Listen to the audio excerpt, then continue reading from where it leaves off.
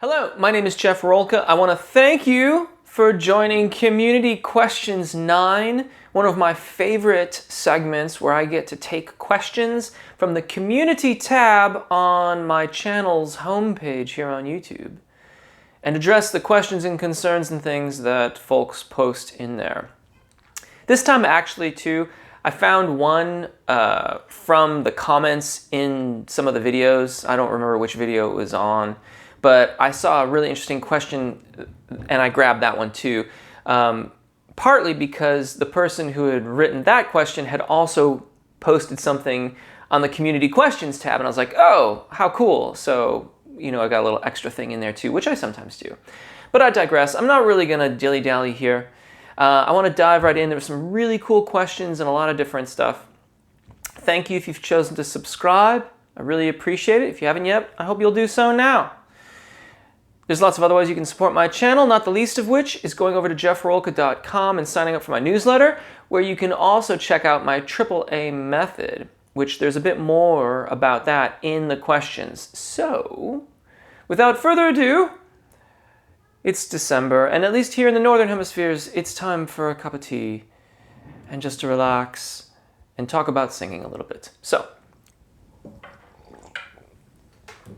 without further ado, I accessed parts 1 to 3 of the AAA method.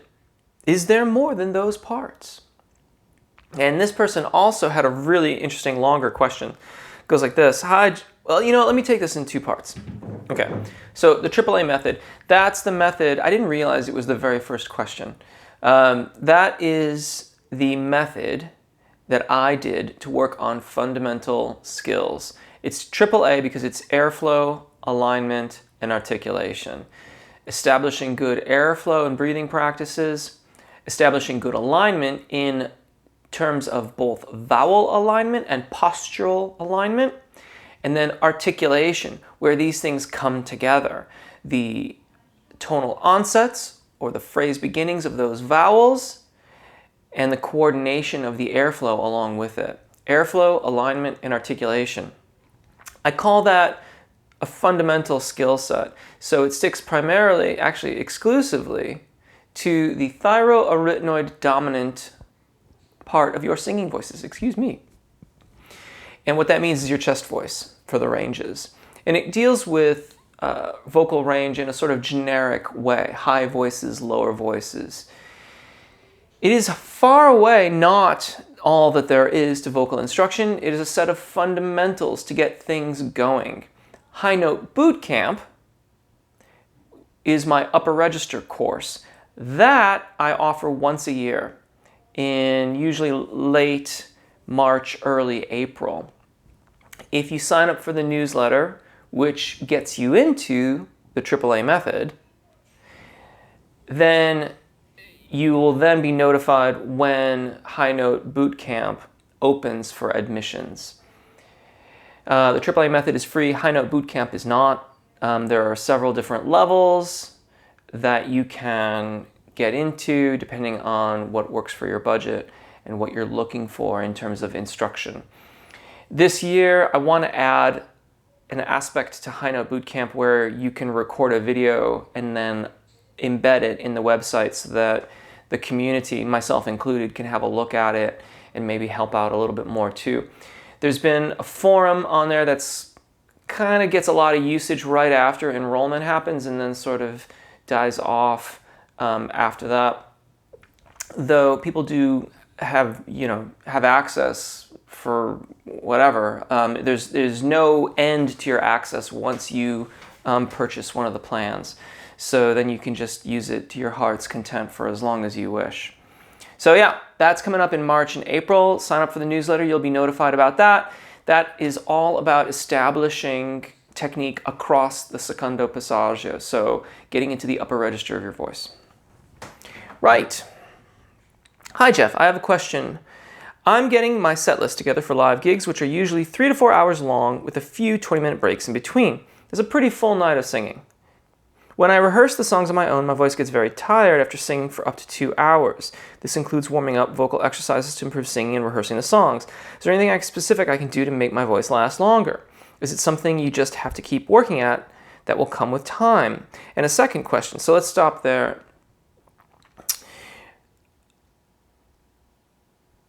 There are so many different things that you might consider to work on your longevity while you're singing and to try to avoid fatigue. Assessing your technique, assessing your airflow, and really being granular about it. Looking at the tonal onsets is typically a very good place to start with this. If there's any kind of little fluctuations or inaccuracies, then in the course of a 4 or 5 minute song, that's no big deal. In the course of a 2-hour practice session or a 4-hour set, it becomes a big deal. And you have to manage your effort and manage your fatigue very well. Additionally, any kinds of choices that you might make artistically in terms of the way that you put the list together, your set list, and any kinds of vocal stylings that you may employ in your singing as an artistic choice, I think need to be very carefully considered as well. So again, in the course of a 4 or 5 minute pop tune, where you decide you're going to belt out a little section that's maybe right at the limit of what you ought to be belting, that's fine if you're just doing a recording and you're going to take you 4 or 5 minutes and maybe you need a few takes that you can rest in between, that's fine. But when you've got another 2 or 3 hours to sing and there's no rest in between because you're the only singer, then it starts to become more of an issue and you need to carefully consider those artistic choices. This is where developing really, really consistent and comprehensive technique across the secondo passaggio becomes really important. Second question, I worked out very vigorously at a gym class, and midway through the class, I had phlegm in my throat. After the class, not only was my body exhausted, but I could barely sing at all. I had no flexibility, no head voice. I did sing a lot that week. I think it was the workout. Can working out very hard strain your vocal cords? Can regular exercise strengthen your vocal mechanism and help keep it in shape as time goes on, much like exercise does the rest of your body? Thank you for the AAA method. It is great. Well, thank you very much. I appreciate that. Your kind words about the method. Our bodies are our instruments. So I am a firm believer that regular exercise can be very, very helpful. That being said, if you are really exhausted after a workout or you're doing a lot of weights and things like that, the fatigue that you induce in the core of your body could be sufficient to prohibit you from using that musculature in a way to adequately support your voice. The Apagio breath management system is not nearly so forceful as what is typically purveyed out in the interwebs. So the whole stick your stomach out and suck it back in thing to sing, which there's no evidence that that's effective at all. And I've been talking about this from the very beginning of the channel, rather hesitantly because I know I'm going against the grain here, but please don't take my word for it. Check out Richard Miller's writings about this. Check out Shirley Emmons' writings about this. That I could hypothesize as to why that methodology became popular. My best guess is that it's easy to observe and ergo easy to teach. And if you're really, really aggressive about it, you can get a modicum of engagement and a modicum of support. But without the lateral expansion of the rib cage and the persistent engagement of the musculature through the core of the body to maintain the diaphragm in a descended position, which is what the Apagio method teaches, you won't get as much out of your voice. You won't get as efficient and overall great usage of your voice as you would if you made the switch to Apagio. So, but the point here is that if you've worked out those muscles that much, then it's quite likely that you're just tired and you need some rest. We do need rest. I need rest too. I kind of feel like a nap right now. But thankfully, I'm not singing anything critically. I'm just having a nice chat. But I digress. The phlegm thing, hard to say what that could be. I mean, that could be workout related. It could also just be that something else was happening. If you had a long singing session right before that, phlegm is a natural response to that volume of singing, not volume as in like how loud you are, but amount. Phlegm is a natural response. It's what your body shoots onto the vocal fold to help them heal and recuperate for the next day. So I would say do your vocalizations the next day. If everything is cool, carry on. If not, assess what's going on. If you cannot vocalize over your secondo passaggio, assuming that you have that capability on a normal day, then you might need a bit more rest. If you can, assess what's going on, be gentle with yourself, get into your routine. Okay. How do you balance life as an aspiring singer and a regular job? That's a tough one. That's a tough one. Choices it comes down to. A lot of energy, get a lot of good rest, take really good care of yourself. You're going to need a lot of energy, especially if you're working with a band, to do your 9 to 5, if that's what you do, and then head from there to rehearsal. I'm specifically thinking of some lead singers that I know who have very high, intensive corporate jobs in the tech industry, and also have punk bands after hours. And these individuals are just some of the most energetic people I know. At the end of the day, if it's really what you want to do, I think that you'll find the time and you'll find the energy. There's more about that, by the way, too, as we get deeper into these questions, because someone asked a question about me and my artistic career that this is part of as well.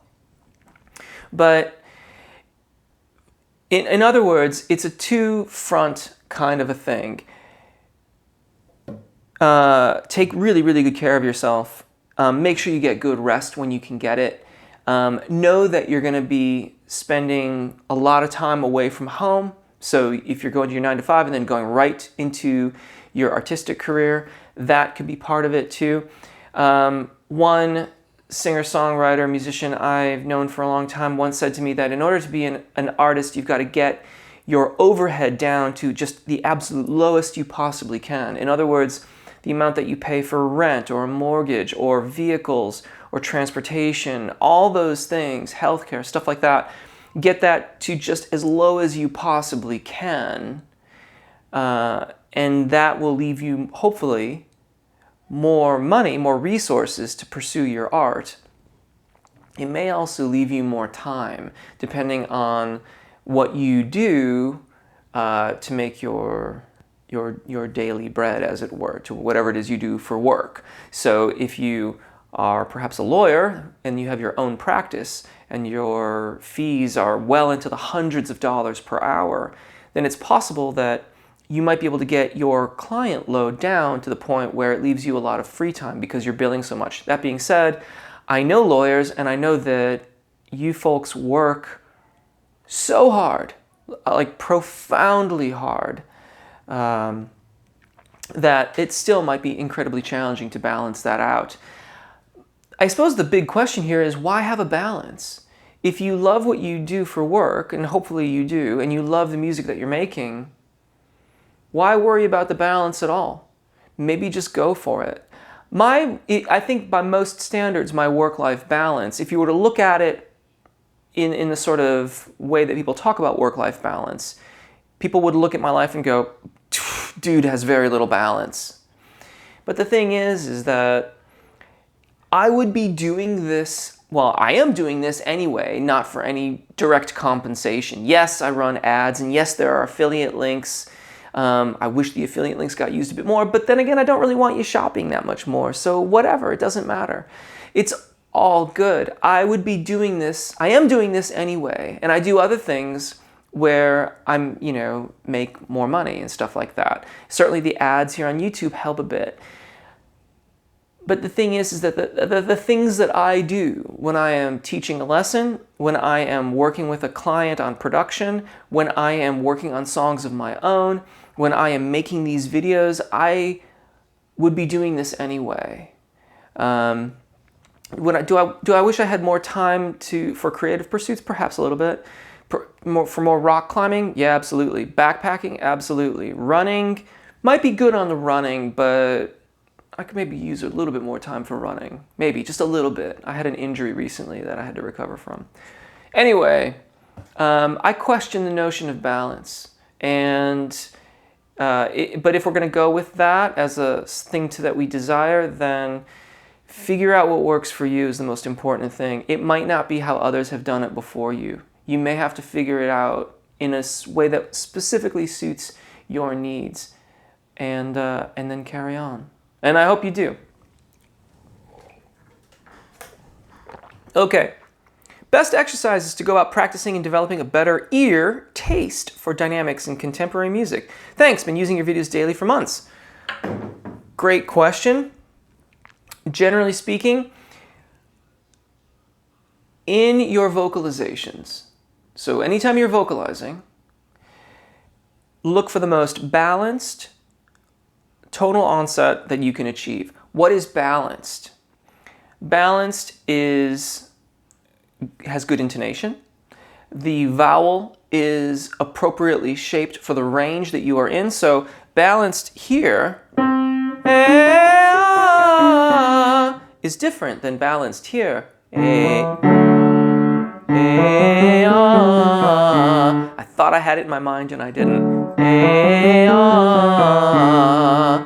Those are two different things. Know thy range, balance appropriately. When you're singing an ascending scale, so you're going up, increase the subglottic air pressure, or in other words, increase your engagement, your support, and allow the voice to unfold and have a little bit of a crescendo. As you descend, reverse that so that you get down a little bit from your apex, from how loud you got at the top, and then you'll recede a little bit without getting to the same volume that you created at the tonal onset, which I would advise you to make the, in general, lowest viable pitch. So what do I mean by that? It should have the same tone quality as everything that comes after it. It should be in tune. It should be the right vowel. Basically, we're just looking for the least effort to make that viable sound, and you can always increase it from there as needs require you in your songs. This, however, gives you the practice of finding that very balanced beginning and unfolding as you ascend, which is typical of dynamics in contemporary music, and a little bit of a decrescendo as you descend. That, too, is typical for contemporary music. You can always make exceptions when you're evaluating the pieces that you happen to be singing, but putting that practice into play will not only get you very well suited for the dynamics of most contemporary music, but will also really assist in your technical progress. Hi Jeff, I really appreciate your videos. I usually listen to them during my morning commute. I'm wondering about how loud I should be singing these exercises. That depends on how the people around you on the train feel about your vocalizations. It could be. They don't say that they're driving, so it could be that they're on the train, which would be fantastic. Similar, I didn't realize, I should have known that these questions were in this sequence, but I didn't. Basically, I kind of just went over that whole thing, but I didn't necessarily make it quite as clear. We want a balanced tone production, appropriate to the range that you are in. If it feels like you're pushing on it to try to make it into something, you probably are. Back off a little bit. If it's getting wispy and airy, that's an indication that your vocal folds aren't closing properly. They're not adducting. That might be because there's not enough airflow for them to adduct efficiently. Try increasing a little bit. Look for the middle. You're going to have to experiment a little bit with it if you're doing this on your own to find that place. If you're working with a vocal teacher or a coach, they can help you do this. Finding that balanced middle of the road, mezzo forte, if you're familiar with that, is where we want to be in general. knowing that as we ascend or mount the scales, the volume is going to increase. We want it to do that because of the increased subglottic air pressure, and as we descend, we want it to decrease. How do you feel about extended techniques for singing lower, vocal fry, growl, and subharmonics? Are these legit singing techniques basses should practice, or should basses never navigate below their chest voice? I think it depends entirely on what your intentions are. If you want to utilize those techniques in your singing, in the repertoire that you're doing, in the songs that you're writing, I think go for it. I see no reason not to.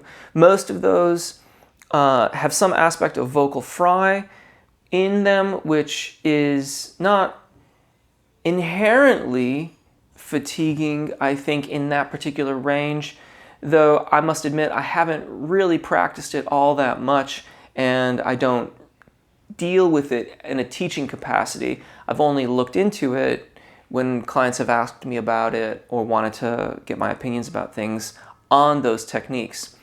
If you're doing it with the thought that it is going to somehow strengthen the rest of your voice, there are some schools of thought that suggest that that is in fact the case. I haven't seen that in my personal experience to be true, and considering the way that those vocal artifacts are created, I'm not sure how they would, because it's a fundamental different use of the mechanism than when we're singing in our thyroarytenoid dominant singing voice. Thyroarytenoid dominant being our chest voice. So yeah, go for it. How to stop singing from the throat, or how to sing from the stomach and not the throat. Thanks.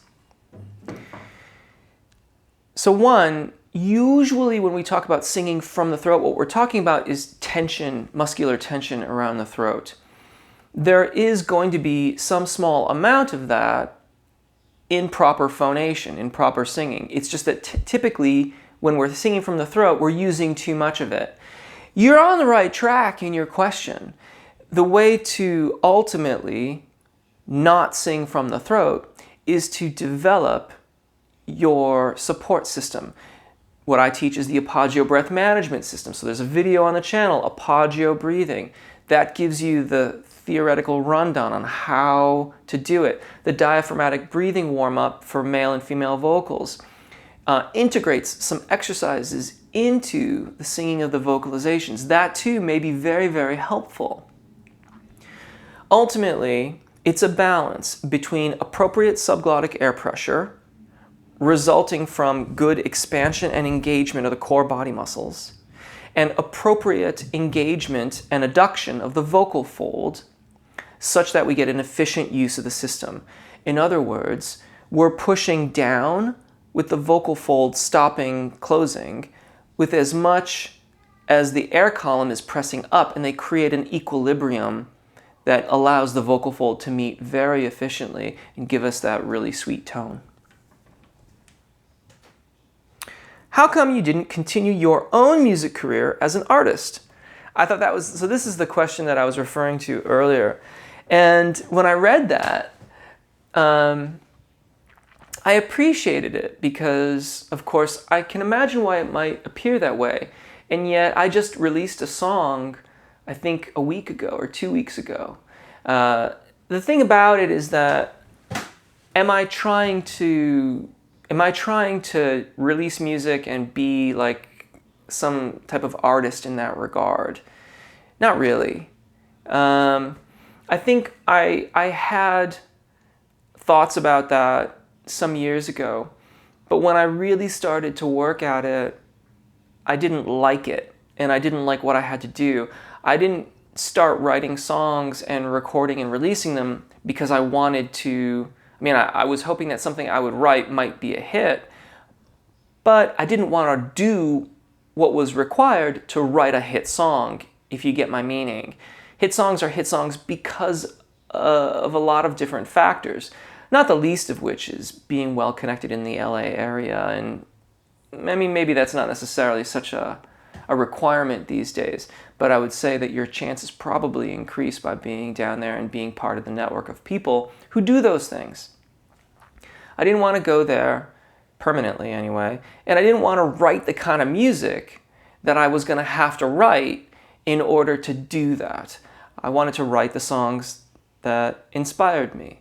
And if I may suggest, I mean, The Atlantean, which is my most recent full-length album, which is now like, I think it's like, it's not 2005, it was later than that, but it's getting old. But in writing and making that record, I got to do just that, and that's what I want to do. And I still do, I just haven't released any of my own material yet this year. And I guess time is running out rather quickly. Last year, or did I? I don't remember now. Last year I released 2 or 3 tracks. This year, 2 tracks, but they were covers. In any case, the bigger part of this is that this is part of my artistic career. To me, being a teacher, being one who instructs, is an integral part of what it is to be an artist who's creating and producing their own music. I wouldn't be the kind of vocalist, the kind of artist that I am if I did not have this practice, as well as my private teaching practice, as well as some other things that involve music that I do, in addition to writing songs and recording them from time to time as well. So why did I stop trying to have a hit? Because I didn't want to write that kind of a song, and I didn't want to necessarily do those things. But I haven't really stopped making my own music. I just record it and release it on my own time, and I don't make a big fuss about it. So I hope that answers your question. Thank you so much for all of the questions. They're really great. I hope that I have answered them. If you have any follow-ups, please drop them in the comments on this video or find me on Twitter. Take really good care of your voices, enjoy singing, and hopefully we'll see you again. Bye.